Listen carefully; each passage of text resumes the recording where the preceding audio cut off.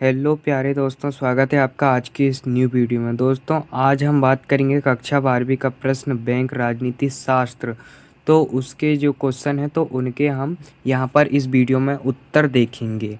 तो चलिए दोस्तों, हम बिल्कुल अध्याय जो 1 है, तो जैसा कि आप सभी जानते होंगे, जो पाठ्यक्रम से हटाई गई वस्तु दोस्तों उसको आप बिल्कुल विषय वस्तु हटाई गई तो उनको टिक कर लेना। ये पाठ ना ही आपके अर्धवार्षिक में पूछे जाएंगे, ना ही त्रैमासिक में, ना ही प्री बोर्ड में और ना ही बोर्ड परीक्षा में। इनको आप इनका स्क्रीनशॉट ले लीजिए दोस्तों। शीत युद्ध का दौर है, समकालीन विश्व में अमेरिकी वर्चस्व, एक दल के प्रभुत्व का दौर और जन आंदोलन का उदय। तो ये अध्याय दोस्तों संपूर्ण पाठ आपको पढ़ना नहीं है। चलिए दोस्तों अपने टॉपिक के इधर बढ़ते हैं। तो जैसा कि दोस्तों यहाँ पर शीत युद्ध का दौर ये चैप्टर कट गया है तो इसको अपने को नहीं पढ़ना है। आगे बढ़ते हैं, द्विध्रुवीता का अंत। तो इसके कुछ इम्पोर्टेंट क्वेश्चन देख लेते हैं। पहला, बहुविकल्पी प्रश्नों के उत्तर देना है दोस्तों, है ना कि नहीं। पहला क्वेश्चन है, शॉक थेरेपी कब अपनाई गई थी। तो शॉक थेरेपी दोस्तों सन 1990 में अपनाई गई थी। अब आगे बढ़ते हैं, संपूर्ण विश्व में साम्यवाद के प्रेरणा स्रोत थे। तो कौन थे दोस्तों संपूर्ण विश्व में साम्यवाद की प्रेरणा स्रोत, आपको पता होना चाहिए। रूस के राष्ट्रपति कहे तो सोवियत संघ के राष्ट्रपति व्लादिमीर लेनिन। ये कौन थे दोस्तों साम्यवाद के प्रेरणा स्रोत।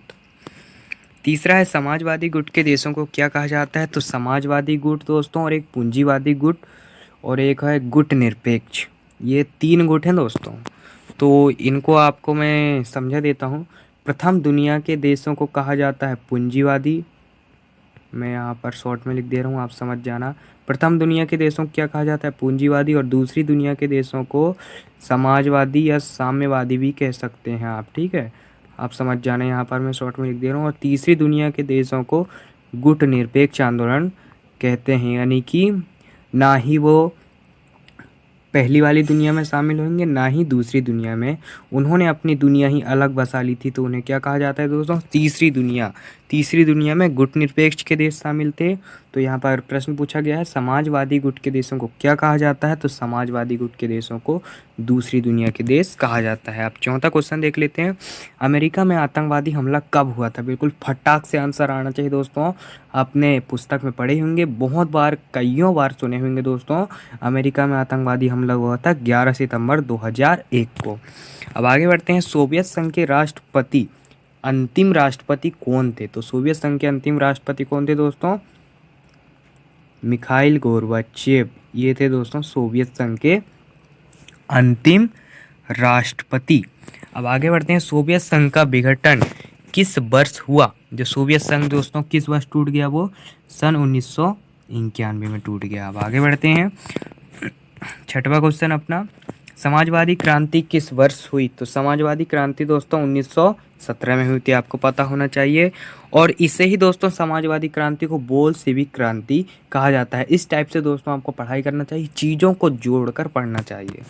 तो बोल्शेविक क्रांति कहाँ हुई थी दोस्तों, रूस में हुई थी। रूस का है तो सोवियत संघ, कब सोवियत संघ टूट गया 1991 में, फिर उसके बाद रूस अलग से कहा जाने लगा, नहीं तो पहले सोवियत संघ कहते थे दोस्तों रूस को। अब अपना अगला क्वेश्चन है, द्विध्रुवीता के उदय का कारण निम्नलिखित में से क्या था। तो ये उपयुक्त सभी कारण थे दोस्तों, 2 महाशक्तियों का उदय, बड़ी शक्तियों की कम संख्या, परमाणु हथियारों की दौड़। तो ये सभी कारण थे द्विध्रुवीता के उदय के। 9वां क्वेश्चन है अपना, रूस के पहले चुने हुए राष्ट्रपति कौन थे। Boris Yeltsin. ध्यान में रखना है दोस्तों, इनका चुनाव हुआ था, यानी कि सबसे पहले चुने हुए राष्ट्रपति बोरिस येल्त्सिन थे। और मिखाइल गोर्बाचेव दोस्तों सोवियत संघ के अंतिम राष्ट्रपति थे। इस टाइप से आपको याद करना है दोस्तों। 10वां क्वेश्चन है दोस्तों, निम्न में से बाल्टिक गणराज्य कौन से। दोस्तों ये बहुत ही मोस्ट इंपोर्टेंट क्वेश्चन है, कई बार CBSE board, MP board, Chhattisgarh board, Rajasthan board, कईयों बोर्ड में। तो दोस्तों इसका सही आंसर आएगा, बाल्टिक गणराज्य कौन कौन से, ये 3 राज्य हैं दोस्तों बाल्टिक, एस्टोनिया, लताविया, लिथुआनिया। तो ये तीनों गणराज्य है। 1 नंबर खालिस्तान, कहीं पर भी पूछा जा सकता है कि बाल्टिक गणराज्य के नाम बताओ, कौन से बाल्टिक गणराज्य हैं। तो ध्यान में रखना है एस्टोनिया, लताविया, लिथुआनिया। आगे बढ़ते हैं, रिक्त स्थानों की पूर्ति, इन्हें देख लेते हैं। बोल्शेविक कम्युनिस्ट पार्टी के संस्थापक कौन थे। व्लादिमीर लेनिन थे। नाटो का पूरा नाम है, इंग्लिश में कहे तो नॉर्थ अटलांटिक ट्रीटी ऑर्गेनाइजेशन, और हिंदी में कहे तो उत्तर अटलांटिक संधि संगठन। ये हो गया दूसरा। हो गया तीसरा की बात कर लेते हैं। जनता द्वारा बर्लिन की दीवार को सन 1989 में तोड़ दिया गया दोस्तों। 1989 में क्या हुआ? बर्लिन की दीवार को तोड़ दिया गया। और बर्लिन की दीवार कब बन रही थी दोस्तों? 1961 को बनी थी। लेनिन के उत्तराधिकारी जोसेफ स्टालिन। कौन से? Joseph Stalin. मैं यहाँ पर संकेत बनाता जा रहा हूँ दोस्तों, आप समझते जाना, ठीक है। पांचवा है, खालिस्तान का शाब्दिक अर्थ आघात पहुंचाकर उपचार करना है। तो किसका शाब्दिक अर्थ होता है दोस्तों? Shock therapy. शॉक थेरेपी का शाब्दिक अर्थ क्या होता है? आघात पहुंचाकर उपचार करना। सोवियत संसद का नाम क्या है दोस्तों? ड्यूमन। जैसे अपने यहाँ संसद होती है, कहे तो लोकसभा हो गई, विधानसभा हो गई, राज्यसभा हो गई, तो उसी प्रकार जो सोवियत संघ था, तो वहाँ पर भी संसद होती थी, तो उसका नाम क्या था? ड्यूमा। रूसी मुद्रा का नाम क्या है? रूबल। ये भी एग्जाम में बार बार आता है दोस्तों। रूसी मुद्रा का नाम क्या है? रूबल। का शाब्दिक अर्थ आघात पहुंचाकर उपचार करना है, तो शॉक थेरेपी का ना अपन ने पहली बात कर लिए। सही जोड़ी देख लेते हैं दोस्तों। उत्तर अटलांटिक संधि संगठन, तो इसमें दोस्तों 12 देश शामिल हुए थे। मूल देश कितने हैं? उत्तर अटलांटिक संधि संगठन यानी कि नाटो में 12 देश शामिल थे मूल रूप से। अब तो शायद उनकी संख्या बढ़ गई है या नहीं बढ़ी, आप कंफर्म कर लेना बुक से। शॉक थेरेपी का क्या परिणाम है? तो शॉक थेरेपी का एक परिणाम है दोस्तों, अर्थव्यवस्था का तहस नहस हो जाना। यह शॉक थेरेपी का परिणाम। वारसा क्या है दोस्तों? ये वारसा एक प्रकार का सैन्य समझौता है। ये क्या है? सैन्य समझौता वारसा। बिल्कुल ध्यान से पढ़ना है दोस्तों अपने को। अभी बहुत से आगे भी वीडियो आने वाले हैं। ये हमने सीरीज़ चालू की है, बिल्कुल आपको सही और विश्वसनीय यूट्यूब चैनल है ये। इसे आप सब्सक्राइब करके अभी से रख लीजिए, क्योंकि यहाँ पर आपको जितने भी सब्जेक्ट के, ह्यूमैनिटीज़ के हो गए, जितने भी सब्जेक्ट, तो उसके यहाँ पर आपके प्रश्न बैंक के सॉल्यूशन मिलते रहेंगे लगातार। अब से चालू हो गए हैं दोस्तों। बाल्टिक गणराज्य, अभी अपन ने बात की बाल्टिक गणराज्य, Lithuania. USSR, union socialist Soviet Republican यानी कि समाजवादी सोवियत गणराज्य। यूरोपीय संघ, पूर्वी यूरोप के देश, यूरोपीय संघ, ठीक। अब दूसरी सही जोड़ी दी गई दोस्तों, सोवियत संघ।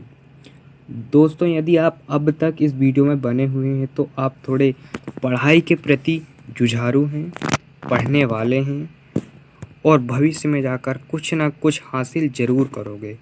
कोई ना करे पर आप कुछ ना कुछ हासिल जरूर करोगे। इसी के साथ अब आगे बढ़ते हैं हम। सोवियत संघ, तो सोवियत संघ दोस्तों, इसमें 15 गणराज्य शामिल थे मूल रूप से। पहले बर्लिन की दीवार कब बनी? 1961 में। ग्लासनोस्ट, ये क्या है दोस्तों? ये एक प्रकार की खुलेपन की नीति है, ग्लासनोस्ट, है ना कि नहीं? ये कुछ अलग ही भाषा है, विदेशी भाषा, अपने को समझ नहीं आती, तो ग्लासनोस्ट आप समझ लेना, खुलेपन की नीति। शॉक थेरेपी क्या है दोस्तों? एक प्रकार का आर्थिक मॉडल है। ताशकंद क्या है? ताशकंद कहे तो ताशकंद उज्बेकिस्तान में दोस्तों। डॉक्टर राधाकृष्णन राष्ट्रपति, भारत के राष्ट्रपति थे डॉक्टर राधाकृष्णन। अब अंतिम बचा है दोस्तों अपना एक शब्द वाक्य में उत्तर। सोवियत संघ के नेतृत्व में बने गठबंधन को किस नाम से जाना जाता था? तो सोवियत संघ में के नेतृत्व में बने गठबंधन को किस नाम से जाना जाता था? समाजवादी, साम्यवादी भी कह सकते हैं, और वारसा भी कह सकते हैं। अमेरिका में आतंकवादी हमला कब हुआ? 11 सितंबर 2001 को हुआ। शॉक थेरेपी का कोई एक परिणाम, अर्थव्यवस्था का तहस नहस होना। रूसी संसद ने सोवियत संघ से अपनी स्वतंत्रता कब घोषित की थी? तो इसे आप देख लेना। यूएसएसआर का क्या अर्थ होता है? तो यूनियन सोशलिस्ट सोवियत रिपब्लिकन यानी कि समाजवादी सोवियत गणराज्य, ये होता है यूएसएसआर का मतलब। जोसेफ स्टालिन किस देश के नेता थे? तो ये दोस्तों रूस या कहे तो सोवियत संघ के। तो ठीक है दोस्तों, इसी प्रकार की वीडियो देखने के लिए आप हमारे चैनल को सब्सक्राइब कीजिए और बिल्कुल अपने पढ़ाई को अच्छे से कीजिए, क्योंकि पढ़ाई से ही व्यक्ति सक्सेस हो सकता है। वो किसी भी क्षेत्र में दोस्तों अपनी ख्याति अर्जित कर सकता है। तो इसी के साथ आज की वाणी को यहीं विराम देते हुए धन्यवाद। Thanks for watching.